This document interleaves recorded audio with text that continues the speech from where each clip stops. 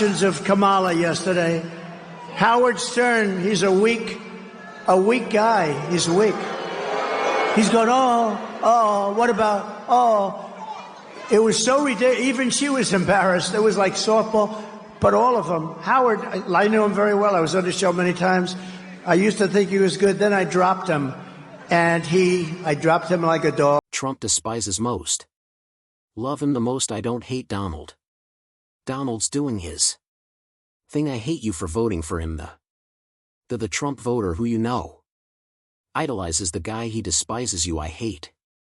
You I don't want you here, yeah, but I'm like, who does that? You know it's pretty wild, right? So anyway, he was calling me all through the campaign. I don't mean on the air, off the air, for advice. I think he wanted to touch base. He wanted my endorsement that Donald Trump is a person who experienced a lot of trauma early on. Yeah, from what I know of Donald.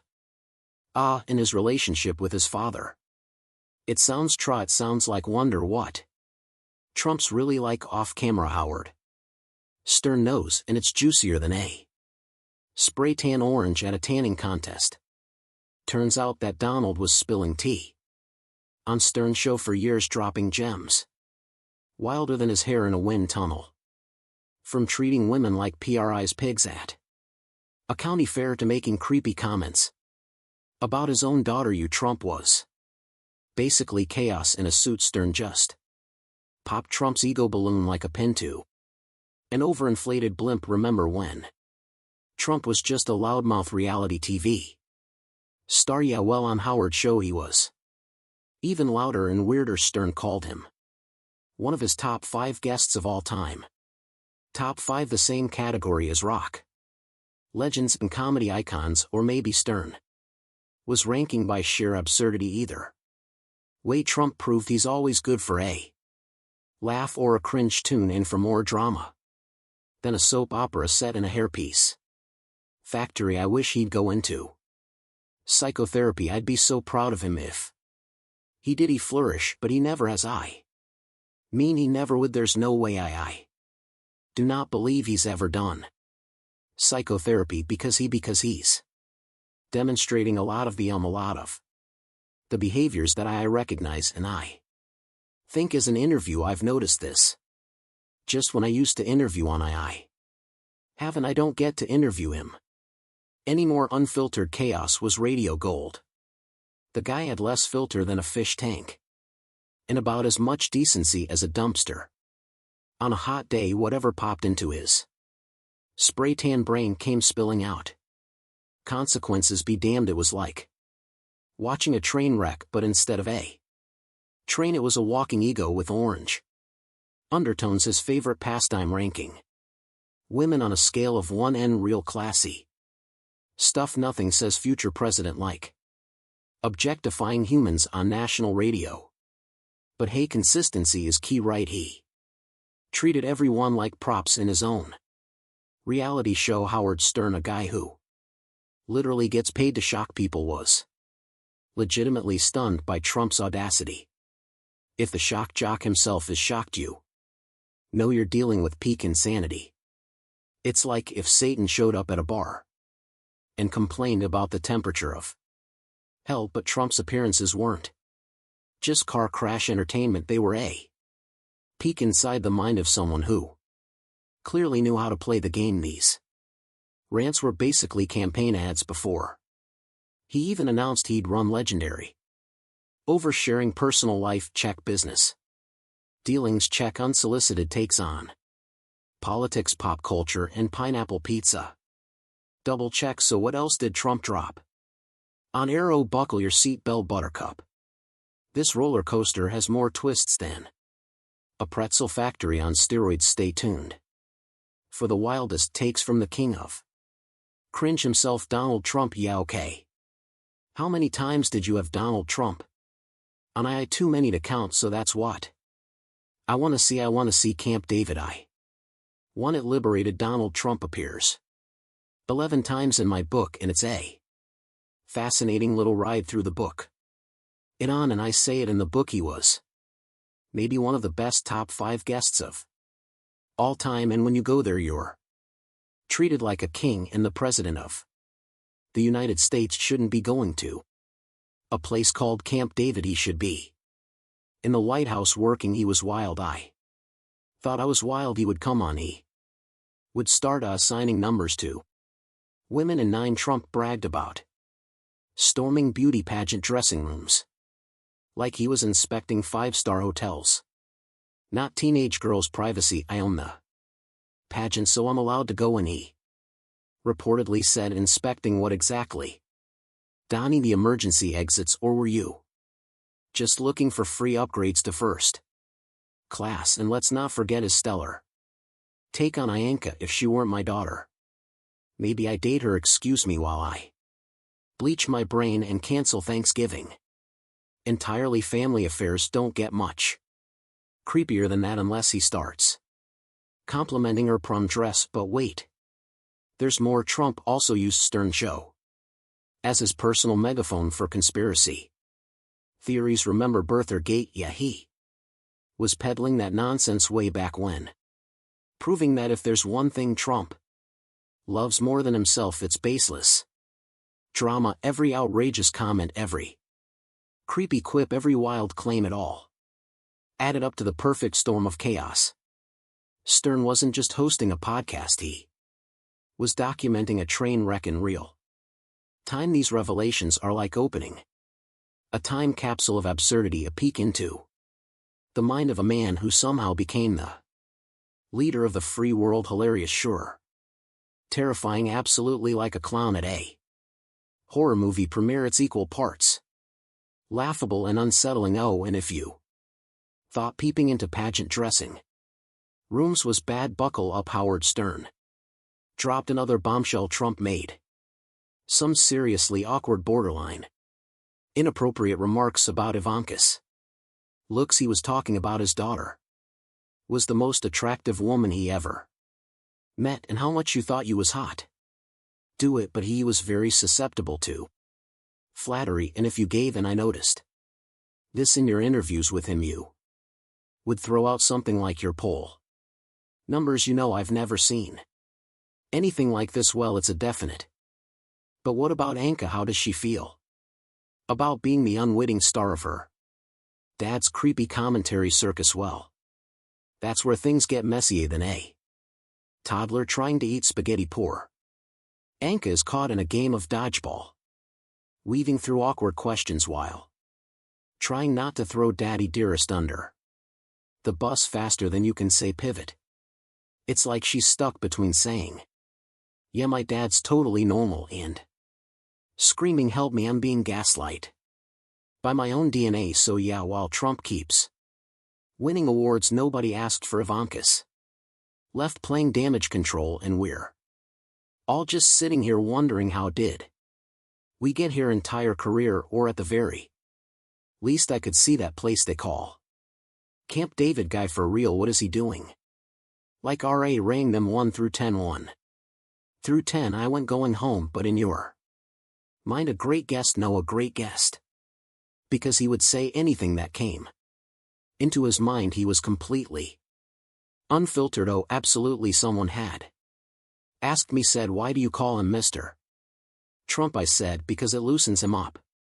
He feels respected, he feels good about himself. Now he's going to roll. He's going to open up to me when you see him now in the White House as president. What do you see? Well, you know, I go, how your history with him and how you know him.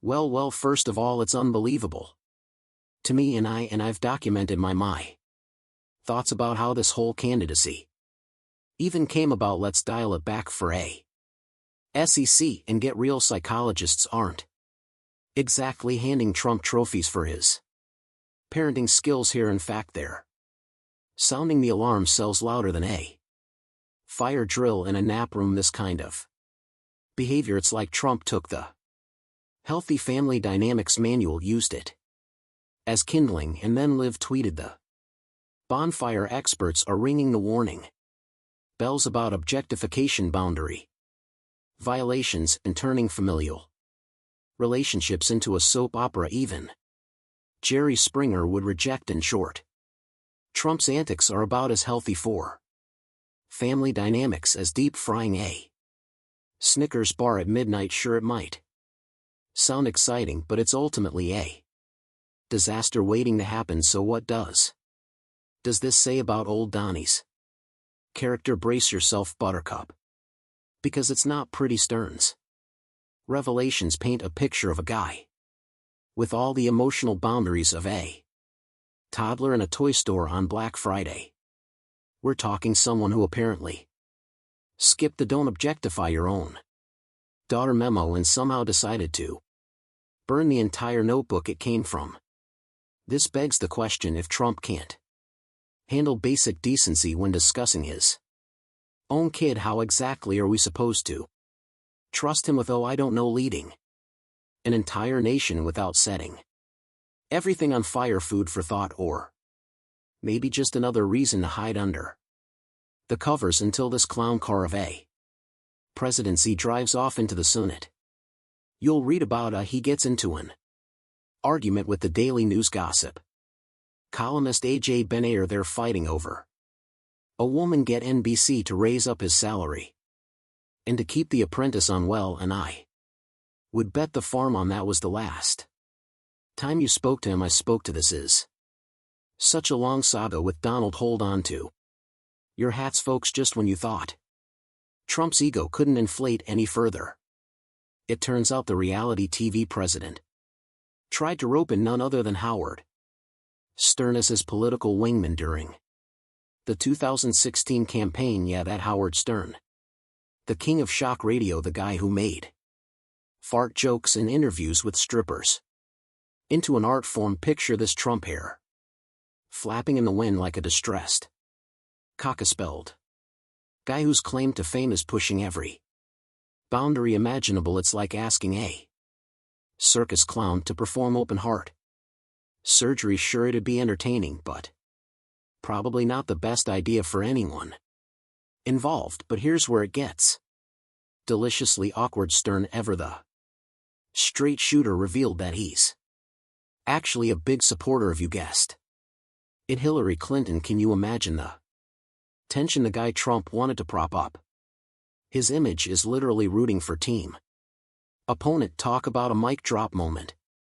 Looks like Donnie didn't realize that even the kings of chaos have their limits and political preferences. I'm a very big Hillary Clinton supporter. I liked Hillary Clinton very much. It started out with The Art of the Deal, the book, and it was a PR guy idea, he said. Naked women. But here's the kicker: most celebrities were rejecting Trump faster than he could tweet "you're fired." It's like he showed up to the celebrity endorsement party wearing yesterday's fast food uniform. Nobody wanted anything to do with him. Poor Donnie thought rubbing elbows with Howard Stern would make him look cool, but all it did was highlight how desperate he really was. Oops. And then this time around, in the last election, The Apprentice ratings were not what they were. NBC was not going to give him a raise, and what's a better way than to get NBC's interest? I'll run for president and I'll get lots of press, and I think that's what happened. Do you think he likes being president? I don't think he likes being president at all. I think he liked winning the presidency. He likes to win and you guys on and give me some of it. So what did he say? I'll run for president, I'll get a lot of press, and I really believe that. Donald, this was a gimmick. So Donald said, would you please come to the Republican convention and speak on my behalf? If by wait, there's more. Stern dropped another bombshell that will make your head spin faster than Trump's excuses. He believes that Trump never actually wanted to be president in the first place. I know it sounds crazy, but hear me out. According to Stern, this whole presidential campaign shebang was just a ploy for Trump to get a better deal with NBC for The Apprentice. It's like he was using the entire country as a bargaining chip for his TV show. Talk about playing for days chess with America's future. So how did Stern handle Trump's desperate plea for support? Because here a guy is Asking you know who asked me to do. Something like that, and very nice so. What happened this time? He's on The Apprentice. The ratings were going down. And NBC was balking at giving him a raise, but I had to find a way to say, look, I can't do this. He knows I'm a Hillary Clinton supporter. Yes, said run. Pretend like you're running for president and you'll sell a lot of books. And he did it, and it worked well, to put it mildly. He didn't exactly show off being the morally upright shock jock that he is. Stern refused to back down. He was unwilling to sacrifice his convictions for Trump's self-gratification. If Goliath had a terrible spray tan and an even worse comb over, it would be like watching David defeat him. Now everyone lets embark on an exciting journey into a different reality where Howard Stern is not only the king of all media but also the king of all justices. Can you picture the man on the nation's highest bench who made a living off of shock jock antics? Putting a whoopee cushion on an Oval Office chair is analogous to that. We are aware that Trump made an effort to win over Stern people during the 2016 campaign, but what if he had gone one step further? Image like a neon orange billboard with the keys to power hanging in front of Stern's nose. This Trump was as subtle as usual. Howard, how would you feel about confronting your former adversary, the FCC? Serious? I don't think he wanted to be the president. And again he said, oh, I'm selling books and it helps sell books. I knew him. He had a great life at Mar-a-Lago. He was running around town. He played golf. He had a good time. You know, I sell out my complete beliefs and everything else. I could potentially be the Chief Justice of the Supreme Court, possibly, said most likely, while munching on a Big Mac. The prankster that he is, Stern couldn't resist making jokes about the benefits that Trump might have provided. He joked that he wanted to see Camp David and that there would be a revolt if people saw it. It was all very fancy and tricked out. He thought it seems as though Camp David was some sort of presidential man cave, complete with a hot tub shaped like the Lincoln Memorial and everything plated in gold. But let's make the most of this joke. Imagine what would have happened if Stern had truly said yes.